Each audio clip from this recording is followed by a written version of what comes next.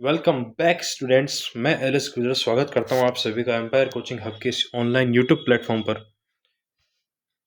तो बहुत ही दिनों से मैं कह रहा था लगातार आप सभी स्टूडेंट्स को कि हिस्ट्री और इंग्लिश की क्लास चालू होगी, तो उससे पहले सबसे पहले तो मैं जैसे रीजनिंग की क्लास चल ही रही है अपनी, उसके साथ में हिस्ट्री की क्लास को आज चालू करना चाहूँगा। देखिए, कभी कभी हम हिस्ट्री को लेकर बहुत ज़्यादा सोचते हैं कि ये किस प्रकार का सब्जेक्ट है जिसमें सिर्फ रटना पड़ेगा रटना पड़ेगा रटना पड़ेगा। लेकिन स्टूडेंट्स, मैं एक बात बताता हूँ कि हिस्ट्री सिर्फ रटना या फिर डेट्स याद करना नहीं है। हिस्ट्री को समझना भी एक बड़ी चुनौतीपूर्ण चीज़ है, मानता हूँ, लेकिन बहुत ही यूनिक चीज़ है हिस्ट्री को समझना। एक एग्जाम्पल के थ्रू अगर आप लोगों को समझाना चाहूँ तो आपने, जब आप लोग छोटे थे तो हो ना हो सब ने शेर की कहानी सुनी होगी, खरगोश वाली।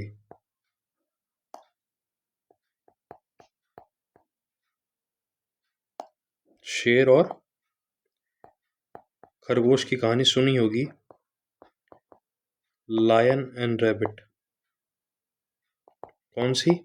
जिसमें एक शेर था, कुआ था, रैबिट था। शेर को शिकार करना था, शेर को भूख लगी थी, वो हर दिन शिकार करता था। रैबिट की बारी आई तो उसने बोला कि सर, मेरा शिकार ज़रूर कर लेना, लेकिन आपके अलावा भी इस जंगल में एक बहुत दूसरा शेर घूम रहा है। तो लायन ने बोला कि कौन सा शेर है, मेरे को भी बताओ कौन आ गया है जो मेरे अलावा है, क्योंकि शेर का क्या है, शेर हमेशा इलाका फिक्स करके रहते हैं। ये इलाका लायन का है, ये इलाका लायन का है, ये इलाका लायन का है, ये इसमें नहीं जा सकता, ये इसमें नहीं जा सकता, जाएंगे तो लड़ाई होगी, ठीक है। इसलिए फिर ये कुएं पे जाता है। याद करो, अब जैसे जैसे मैं एक एक लाइन बता रहा हूँ, सिर्फ एक एक लाइन से आपको शायद पूरी कहानी दिमाग में आ रही होगी। फिर वो कुएं में देखता है और अहंकार में आकर कि दूसरा कुएं में उसको अपनी परछाई दिखती है, तो वो अहंकार में आकर उसमें गिर जाता है, वो मर जाता है और रैबिट जीत जाता है इस कहानी में। दूसरी कहानी जो सबने, मैं तो मानता हूँ सबने सुनी होगी, खरगोश और कछुए की कहानी, रेस वाली। सबने सुनी होगी, आज तक इसके एग्जाम्पल देते हैं हम। Slow and steady wins the race. ठीक है। अब देखना, मैंने बताया कि आपने ये दो कहानियां सुनी होगी। अरे, मैं कहता हूँ कि चलो मानो आपने ये दो कहानियां सुनी है, सेकंड क्लास में सुनी है, और आज आप फर्स्ट ईयर में हैं। मानो 10 साल, 2 से 12 10 साल, इन 12 तक के 10 साल, तो ये अब लगभग 11 साल। तो 11 साल पहले ये कहानी सुनी थी, उससे न जाने कितने पहले की ये कहानी है। यही तो हिस्ट्री है। कहानी से कहानी का बनना, कहानी मतलब युगों से कहानियों का बनते आना ही हिस्ट्री कहलाता है। बस हिस्ट्री में ये होता है कि अब हम राजा महाराजाओं की, सभ्यताओं की, संस्कृति की, इनकी कहानियां पढ़ेंगे, और बस यही है। अब जैसे अपन ने लायन और ये कहानियां सुनी है खरगोश वाली, तो इसमें हम विथ इमेजेस सुनते थे। अब बचपन में क्या होता है, बच्चों को चाव बहुत होता है कहानियां सुनने का, तो वो कहानी सुनते सुनते उसको इमेजिन करते हैं दिमाग में। कि जैसे मैंने अभी समझाया आपको, आप अभी भी उस कहानी को इमेजिन कर रहे होंगे कि एक शेर आपके दिमाग में, पहले शेर बना होगा, फिर खरगोश बना होगा, फिर जंगल बना होगा, फिर शेर खरगोश को खाने की बात करेगा। रैबिट और कछुए की कहानी में भी यही हुआ था। एक रैबिट आएगा आपके दिमाग में, कछुआ आएगा, एक रेसिंग ट्रैक बनेगा, फिर पूरी एंड कहानी। अब बस सिर्फ मैं यही समझाना चाहता हूँ कि आपको इस कहानी को, इस हिस्ट्री को एक बच्चों की कहानी की तरह पढ़ना है। चीज़ें याद करनी है, समझनी है, रटनी नहीं है। डेट भी याद होती है, ऐसा कुछ नहीं है, ठीक है। तो चलो शुरू करते हैं। ये शायद 30 मिनट से ज़्यादा की क्लास हो या कम भी हो। मैं रीजनिंग की कहता हूँ कि 30 मिनट से कम की क्लास रखूँगा, लेकिन इसकी मैं नहीं कहता, क्योंकि इसको समझाना और लिखाना दोनों काम करना पड़ेगा अपने को। हिंदी में शायद मेरी राइटिंग आप लोगों को कम समझ में आए, लेकिन मैं ट्राई करूँगा और अच्छे से आए, ठीक है।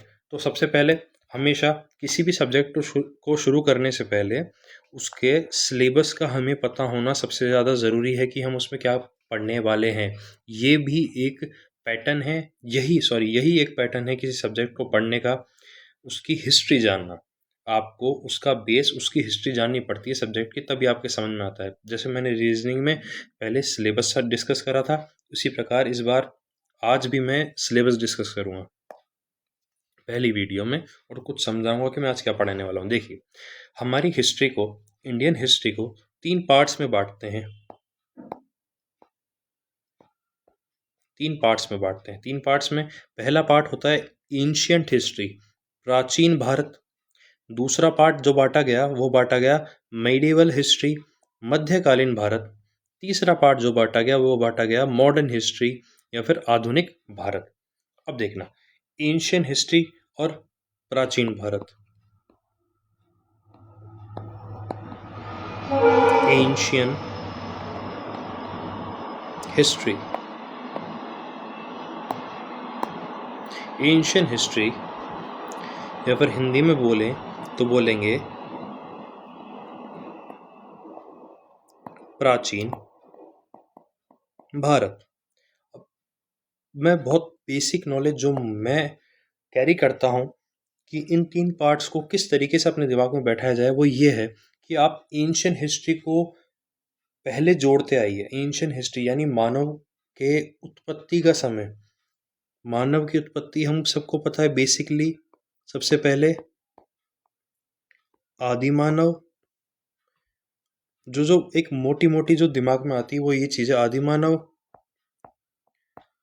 आग का आविष्कार,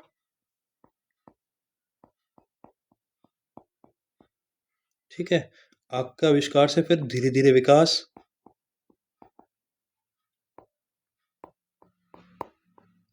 आदि मानव आए, उन्होंने आग का आविष्कार किया और धीरे धीरे विकास, अब धीरे, सॉरी विकार नहीं, विकास, धीरे धीरे विकास। अब देखना, धीरे धीरे विकास का मतलब क्या है कि आग का आविष्कार करने के बाद जब आदि मानवों को खाना बनाना आ गया, उसके बाद आदि मानव संगठन में रहने लगे।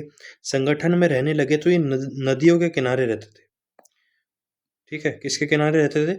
नदियों के किनारे इन्होंने, अरे यार,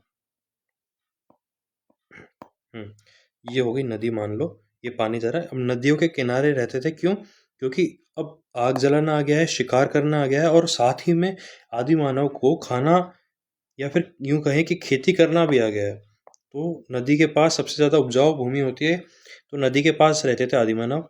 फिर इन्होंने घर बनाने सीखे, घर बनाने सीखे, पशुपालन सीखा, पशुपालन सीखा। इस तरीके से एक पूरी सोसाइटी का डेवलपमेंट हुआ। तो ये एंशियंट हिस्ट्री आपको आदि मानव से,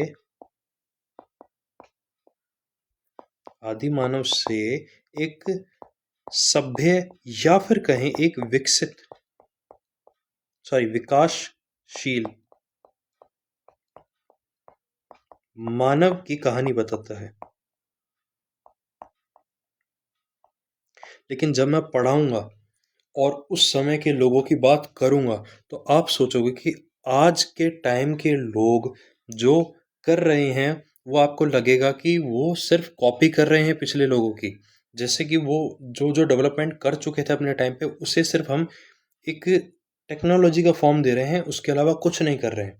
सेम प्रोसेस चल रहा है उनकी। तो प्राचीन भारत आपको समझ में आया? आदि मानव से विकसित मानव की, यानी कि आदि मानव to developing human. Ancient history का मतलब ये होगा, आप एक मोटा मोटा दिमाग में लेके चलो कि इसे एंशियंट हिस्ट्री कहते हैं, ठीक है। अब देखना, राज्य बनेंगे। मैं इसको अब ये समझा दिया मैंने, इसको यहाँ से हटाऊंगा। इसको दिमाग में रखना, नोट्स आपको अपने अनुसार बनाने हैं, ठीक है। जैसे मैंने एंशियंट हिस्ट्री लिखा, आदि मानव, आग, ये नोट्स आपको अपने हिसाब से बनाने हैं। या फिर इसको ऊपर कर देता हूँ, नहीं ऊपर नहीं करूँगा, इसको डिलीट करूँगा मैं मान के चलूँगा कि आप इतने डेवलप हैं कि आप अपने नोट्स मेरी बातों को सुनकर समझकर बना सकते हैं साथ साथ में। क्योंकि आधे बच्चों को सर नोट्स नोट्स नोट्स, तो नोट्स खुद बनाओगे तो बहुत अच्छा रहेगा आपके लिए। खुद के नोट्स, खुद के बनाए हुए नोट्स हमेशा इन सब बच्चों को याद रहते हैं। और मैं तो कहता हूँ हिस्ट्री को खुद के नोट्स बना के खुद की कहानियों में ढाल कर पढ़ोगे तो हिस्ट्री बहुत मस्त सब्जेक्ट लगेगा। सिंपल नहीं बोलूँगा मैं, बोलूँगा अच्छा लगेगा, ठीक है। तो पहला पढ़ा अपन ने एंशियंट हिस्ट्री, पढ़ा मतलब समझा कि एंशियंट हिस्ट्री को किस तरीके से अपन बांटेंगे। सेकंड चलते हैं अपन, मैंने बोला सेकंड है मिडिवल हिस्ट्री,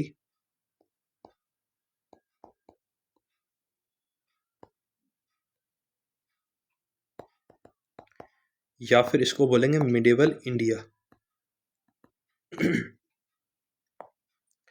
मिडिवल हिस्ट्री या मिडिवल इंडिया बोल देंगे, यानी कि इसको बोलेंगे हम क्या, मध्यकालीन। अब देखना, मैंने बोला प्राचीन और मध्य, मध्य यानी होता है बीच का, मध्यकालीन भारत। मेरी बात सीधी सीधी सी है कि अगर कोई समाज बनता है, उसमें रहते हैं पशु, रहते हैं पक्षी, पशु पशुपालन होता है, खेती होती है, तो आपका अनाज भंडार भी करा जाएगा, सब करा जाएगा। अब देखना, हमारे सर हैं जो हमें एक बात सिखाते हैं कि कोई भी विकसित आदमी कभी भी अपने से कमज़ोर आदमी को अपने से ज़्यादा विकसित होते हुए देखेगा तो उसे उससे घृणा होगी, उससे उसे चिढ़ होगी और उसे दबाने की कोशिश करेगा। तो माना कि ये एक ए कबीला है, ए, ठीक है, और एक ये है बी कबीला। अब ये बी कबीला विकसित है, ए कबीला कम विकसित है। अगर ये धीरे धीरे विकसित होने की कोशिश करेगा तो या तो इसे दबाएगा, ठीक है। और एक सी कबीला है, सी कबीले में मानो इनकी आदत है चोरी करने की, तो यह ए की भी और बी की, तो इस तरीके से ये चोरी भी करेंगे, तो ये इसको दबा भी सकता है, यानी इनको मार भी सकता है, इनको लूट भी सकता है, और ये लूटेगा दोनों को। तो इन सब चीज़ों से बचने के लिए लूटेगा क्या, पशुधन या फिर अनाज की बोरियां, अनाज का सामान जो भी। तो अब जैसे मैंने बोला कि पहले सभ्यता बनने लगी एंशियंट हिस्ट्री में, तो मध्यकालीन भारत में क्या होगा कि इन सब चीज़ों से बचने के लिए, मानो बी में 10 जने हैं, ए सोसाइटी में 8 जने हैं, सी सोसाइटी में 11 जने हैं, तो 10 में से, इन 10 में से कोई भी 9 जने एक को अपना क्या बोले बॉस, एक बार बॉस मान लो, फिर मैं समझाता हूँ, बॉस नियुक्त करेंगे। 7 एक में, इनमें से 7 जने एक को अपना बॉस नियुक्त करेंगे, और इनमें से 10 जने अब एक को अपना बॉस नियुक्त करेंगे। इसमें बॉस का मतलब मैं जो कहना चाह रहा हूँ ना, वो ये है कि ये एक अपने समाज का सिक्योरिटी, या फिर हाँ सिक्योरिटी घोषित करेंगे कि आप हमारे समाज की रक्षा करो, आज हम आप हमारे सोसाइटी की रक्षा करो, इस सोसाइटी की रक्षा के लिए आपको टैक्स दिया जाएगा, ठीक है। ऐसे धीरे धीरे डेवलपमेंट होते होते यही जो बॉस हैं, यही कहलाते हैं क्या, राजा, यही बन जाते हैं क्या, राजा। तो प्राचीन भारत में हम पढ़ेंगे कि कैसे समाज का डेवलपमेंट हुआ। मिडिवल हिस्ट्री या मध्यकालीन भारत में पढ़ेंगे राजा महाराजा, राजा महाराजा, उनकी लड़ाइयाँ, उनके द्वारा किए गए अभियान, ठीक है। समझ में आ रहा है? आई होप कि आपको समझ में आ रहा हो। वीडियो अच्छी लगे तो लाइक शेयर एंड कमेंट ज़रूर करें। ये मेरे थोड़ा ज़्यादा ही जादू करने लग गया है आजकल ये। अभी इसको ऐसे डिलीट करिए, वाह।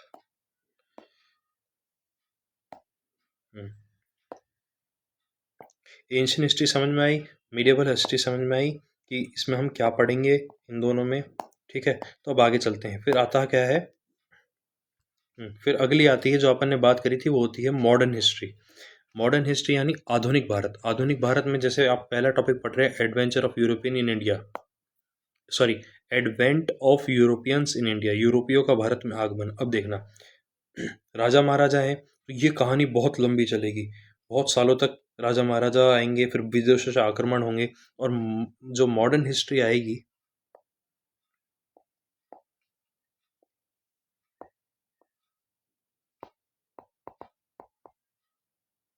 मॉडर्न हिस्ट्री या फिर मॉडर्न, नहीं इंडिया नहीं बोलेंगे, मॉडर्न हिस्ट्री, ठीक है। मॉडर्न हिस्ट्री यानी आधुनिक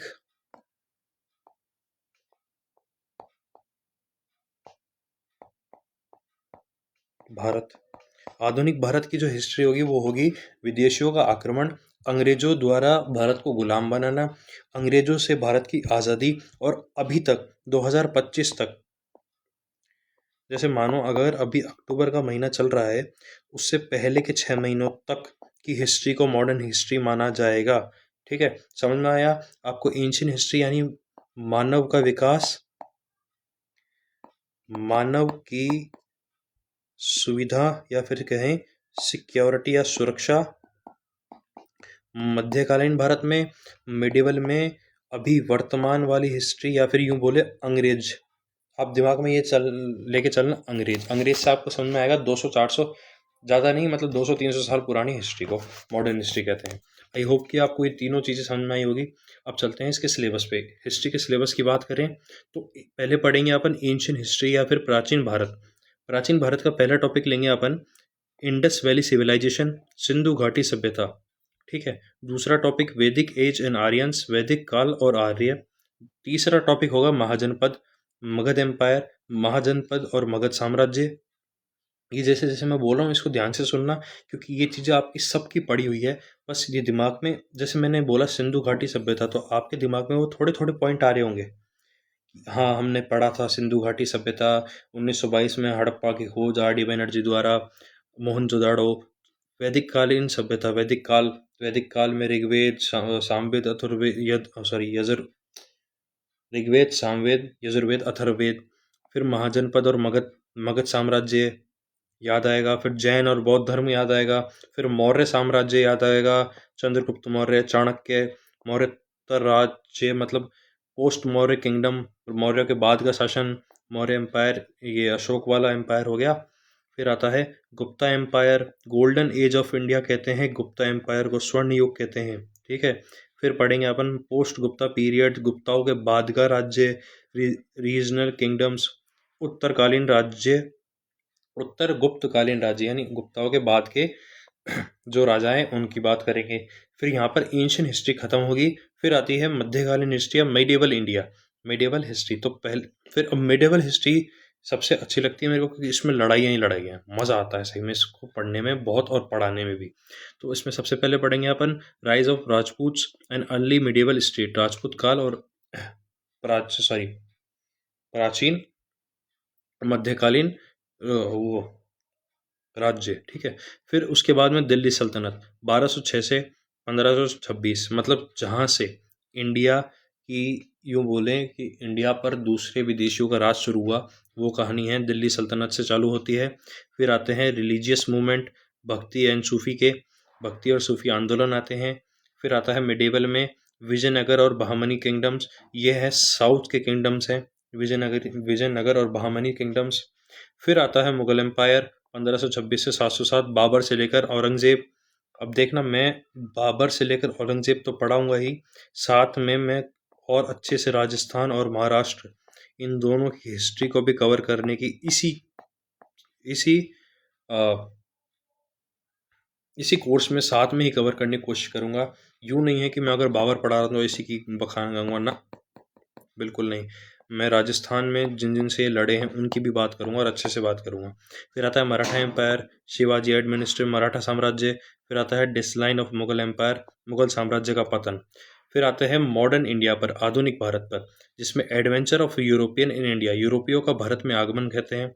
फिर अब अंग्रेज आएंगे, British east India company and expansion, जब उनका विस्तार कैसे हुआ।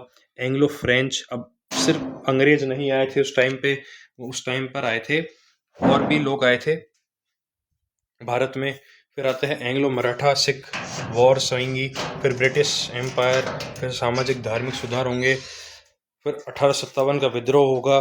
फिर इस तरीके से 3-4 टॉपिक और हैं। फिर पोस्ट इंडिया आता है स्वतंत्रता के बाद के भारत, रियासतों का विलय होगा। अब इस तरीके से पूरा सिलेबस होता है इंडिया का। ठीक है। आई होप कि ये इंट्रोडक्शन क्लास आप सभी को अच्छी लगी होगी। स्वस्थ रहिए, सुरक्षित रहिए। जय हिंद, जय भारत।